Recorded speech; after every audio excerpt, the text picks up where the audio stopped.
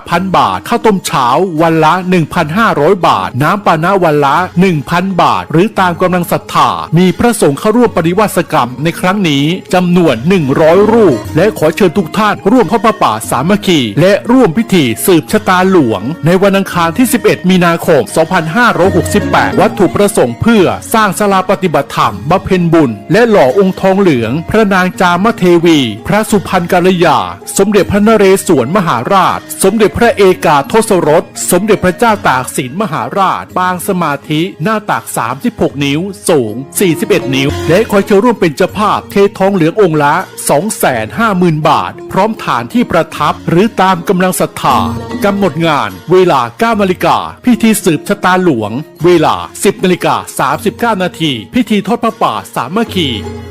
โอกาสนี้จึงขอเรียนเชิญทุกท่านร่วมทำบุญตามกำลังศรัทธาสร้างเสริมบารมีกายดีจิตใจแจ่มใสเป็นมงคลชีวิตผ่านบัญชีธนาคารกรุงไทยสาขาโลตัสแม่แตงชื่อบัญชีพระกิตินัทพรพิชิตวัฒนากิจและนางสาวสุวรินทร์อินทร์สวรรค์แม่ชีและนายณรงค์ศรีทิพันธ์เอกเลขที่บัญชี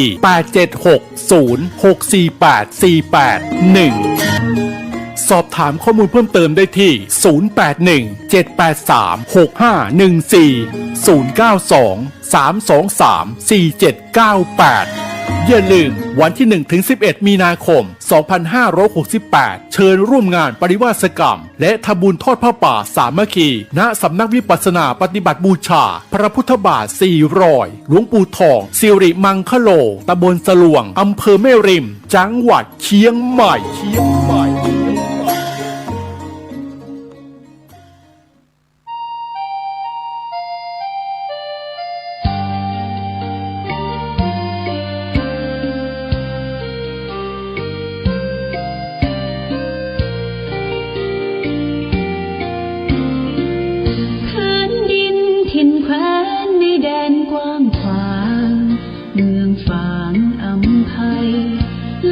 ล้ำวิไลชวนให้ไปหาทุ่งเขาเนาไพรหากใครได้มาม่วนใจนักหนาได้มาแอวเมืองฟ้าชุ่มเย็นช่ำล้ำเที่ยวทำตักเต่าแดนเก่าโบราณเรียบล้อลำธารเที่ยวดอยอ่างขางเขื่อนน้ำแม่นางเยี่ยมชาวบ้านยาง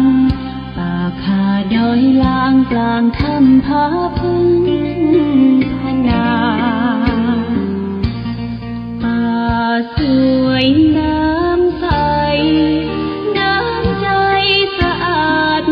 เมืองฟ้าธรรมชาติเสกสรรปันมา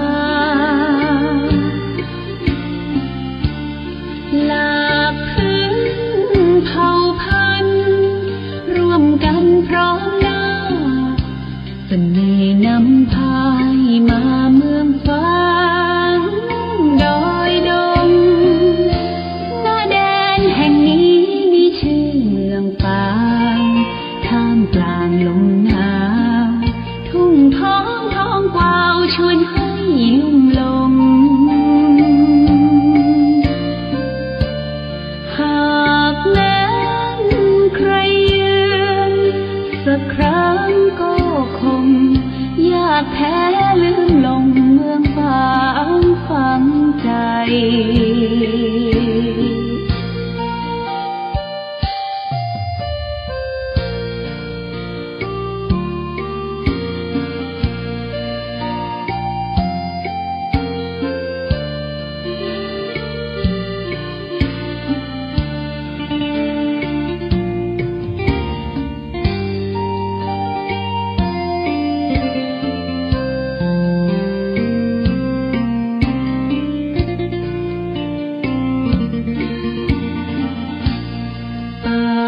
สวยน้ำใส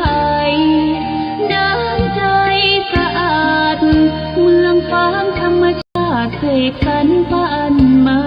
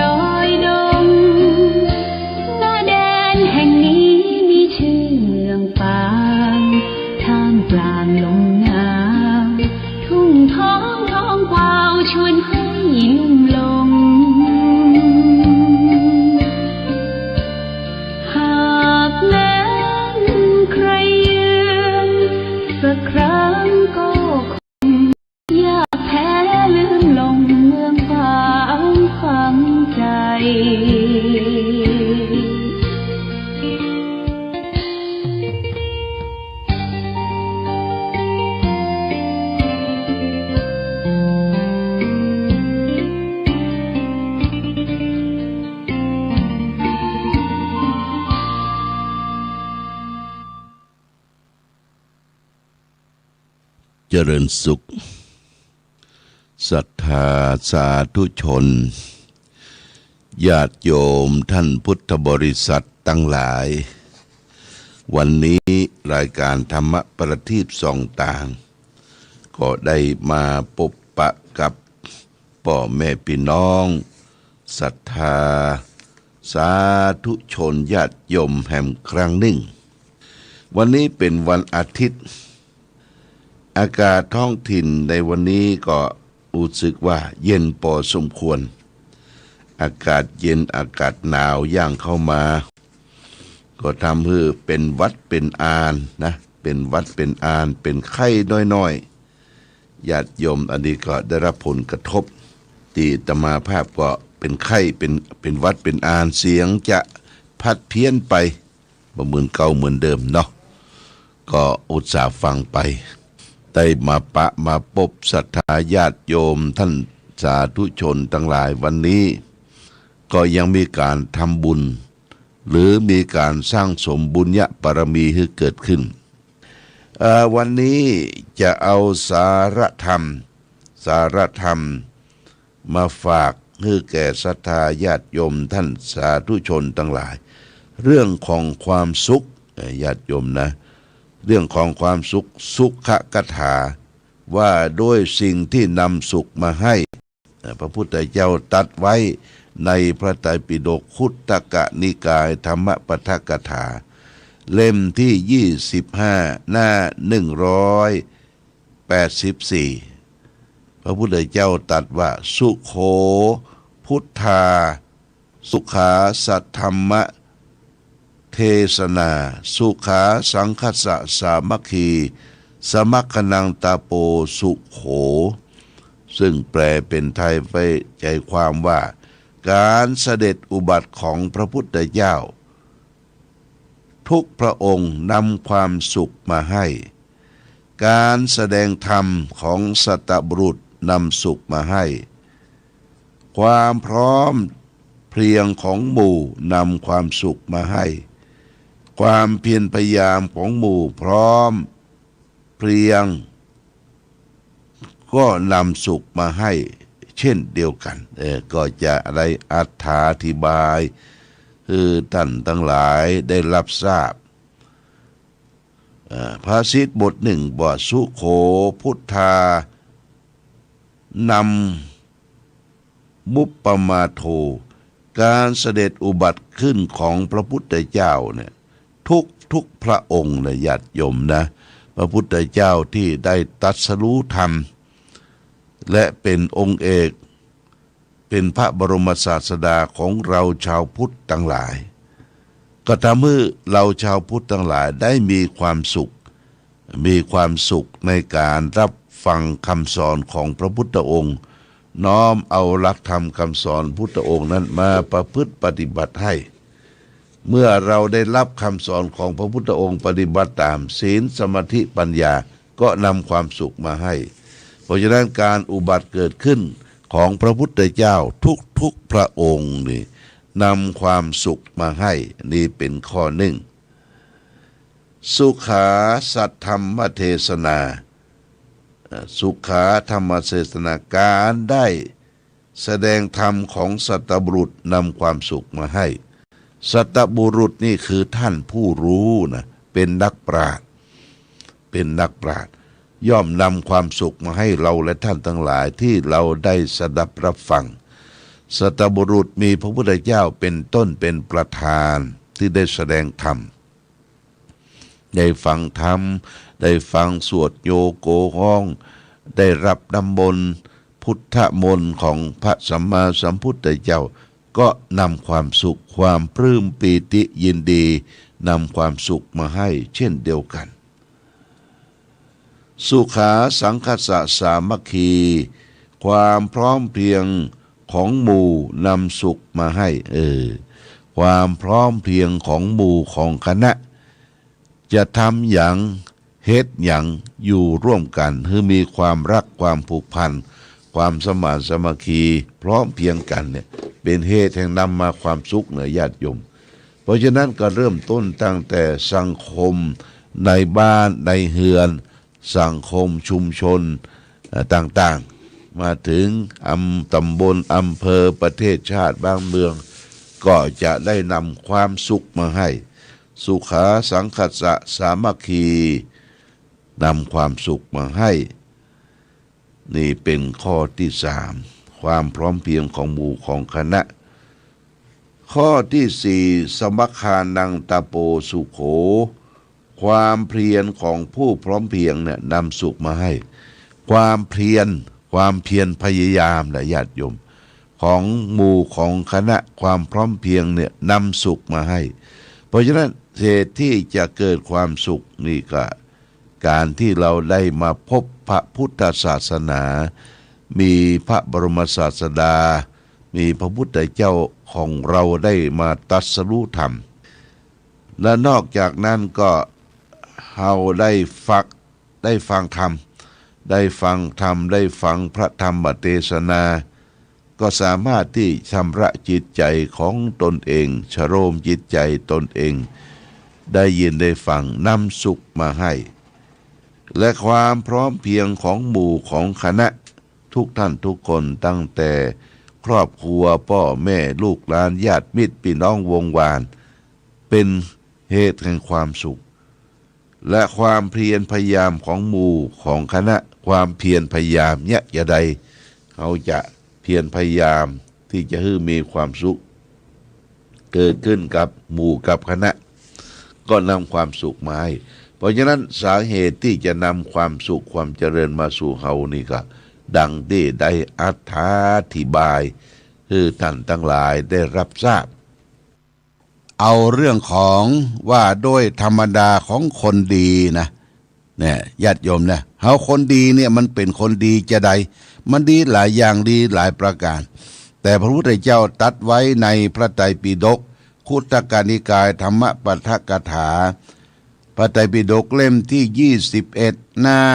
1978พระพุทธเจ้าตรัสว่ากโรนติเหเตสะชีนังสะคาโรปันนังระชันตาสตะเมสะธัมโมนี่แปลว่าแท้จริงเพื่อนย่อมสละชีวิตทำเพื่อเพื่อนได้นี่เป็นธรรมดาของคนดีนะญาติโยมนะบอกว่าธรรมดาของคนดีเนี่ยพูดว่าแท้จริงนะแท้จริงเพื่อนย่อมสละชีวิตทำเพื่อเพื่อนได้นี่เป็นธรรมดาของคนดีคำว่าสละชีวิตเพื่อแก่เพื่อนแก่คนที่ฮักกันเนี่ย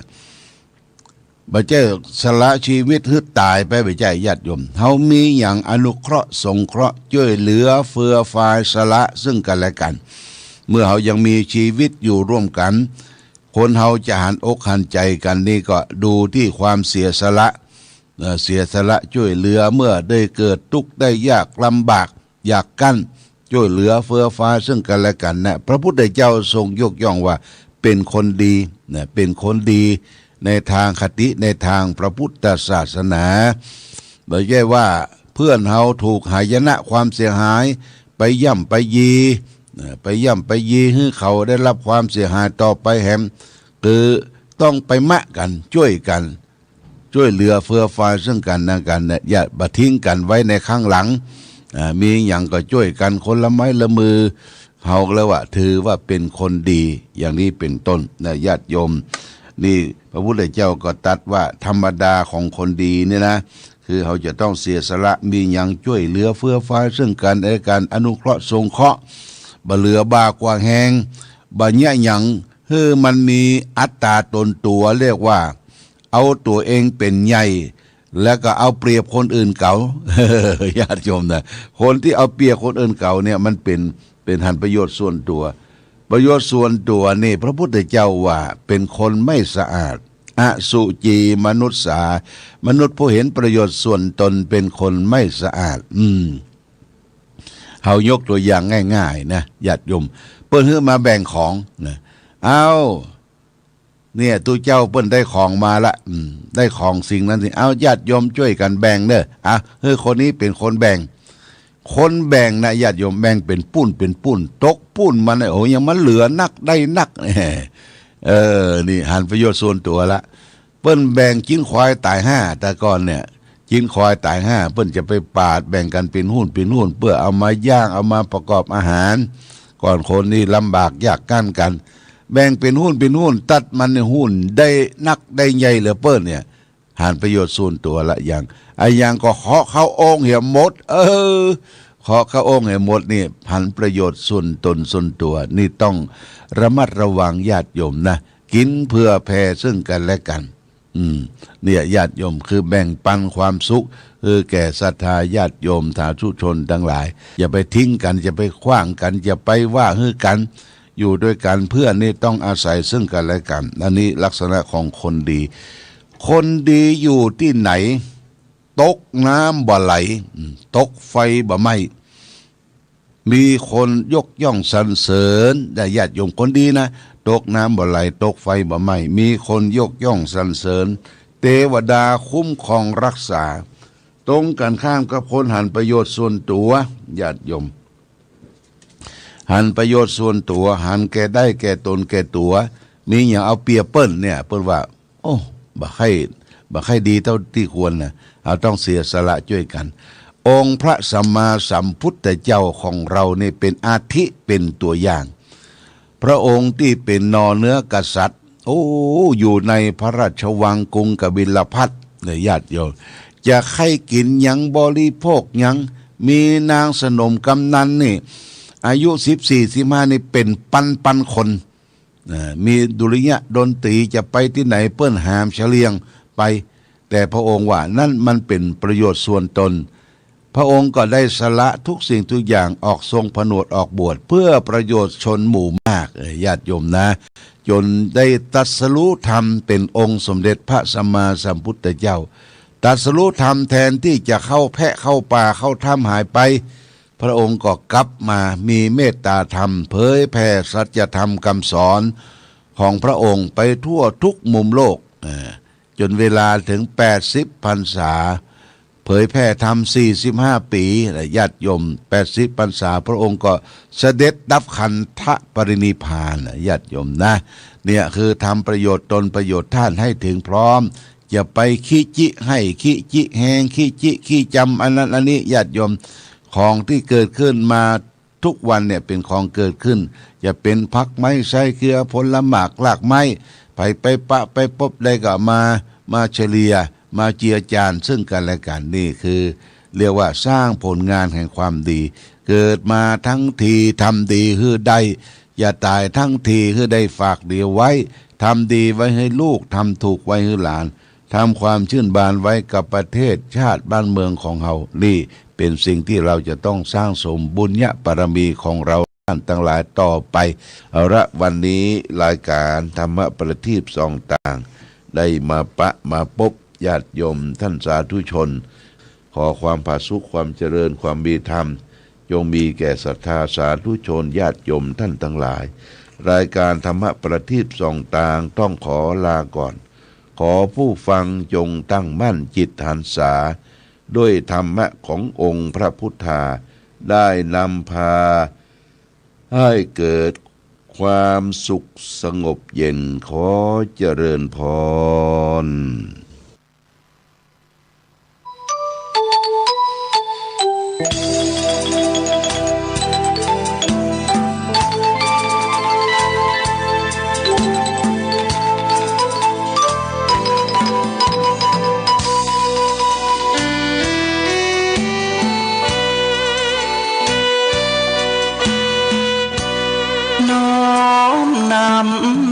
ตำนา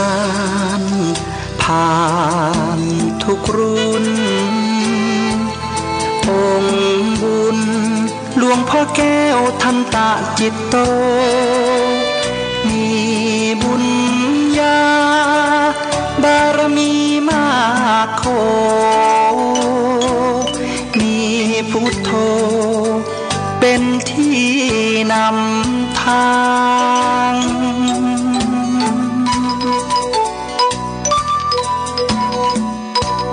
แคว้นแดนกำเนิดเกิดมาบ้านสันป่าคาอำเภอแม่อายตำบลแม่สาวของเมืองเชียงใหม่แดนในทินเนื้อลานนาจิตใจผ่องใสเป็นทุนมีการุณมีจิตเมตตาใฝ่หาธรรมะน้อมนำ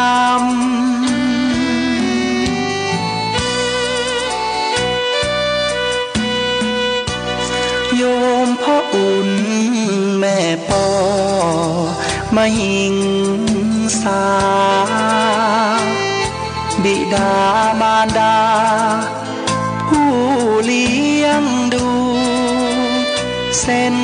ทางธรรมน้อมนำคำชูเดินสู่เส้นทางของผ้าเหลือง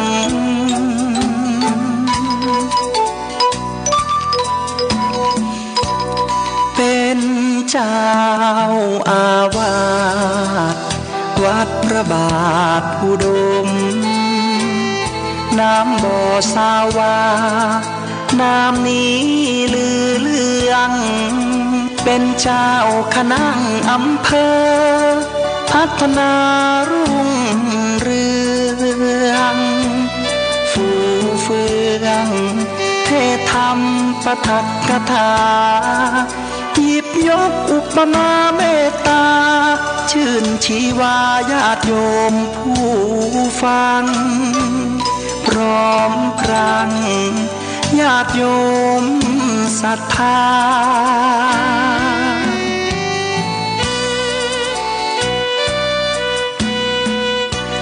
หลวงพ่อแก้วได้รับพระราชทานสมณศักดิ์เป็นพระครูสุจิตานุรักษ์นามผู้พิทักษ์รักษาจิตด้วยความดี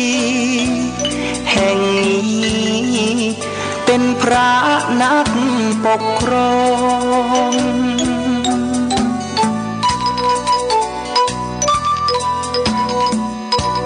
พรหมวิหารธรรมน้อมนำเป็นหลักยึดมาเมตตากรุณามุทิตาอุเบกขานำฉายาเรื่องลือเรื่องรอง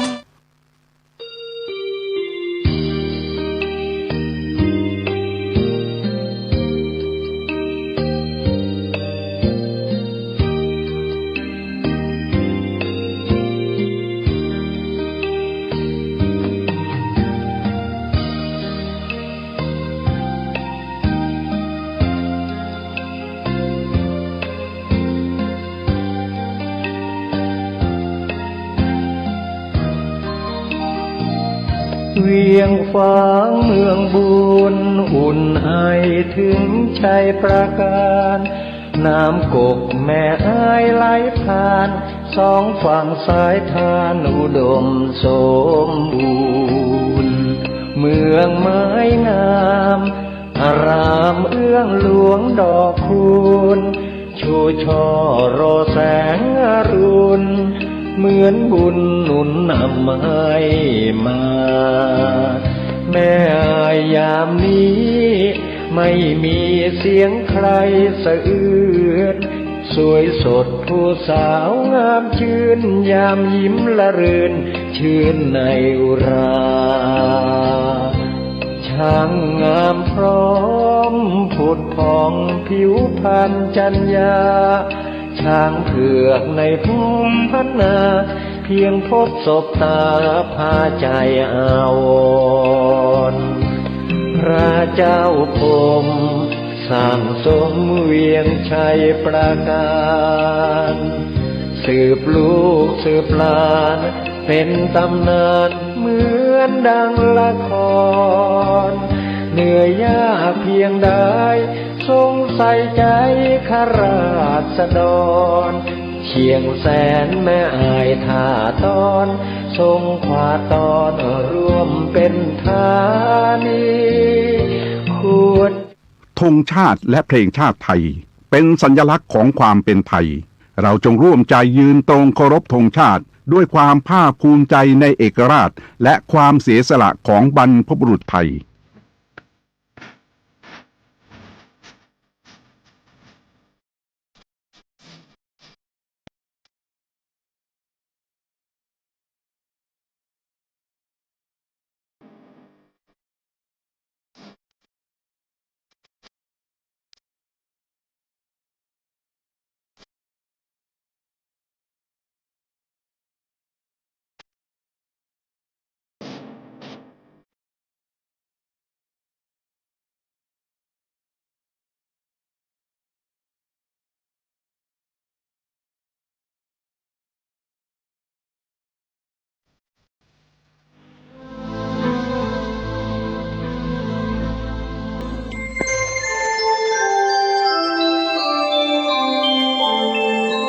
ขณะนี้ท่านกำลังฟังสถานีวิทยุกระจายเสียง FM 104.5 เมกะเฮิรตซ์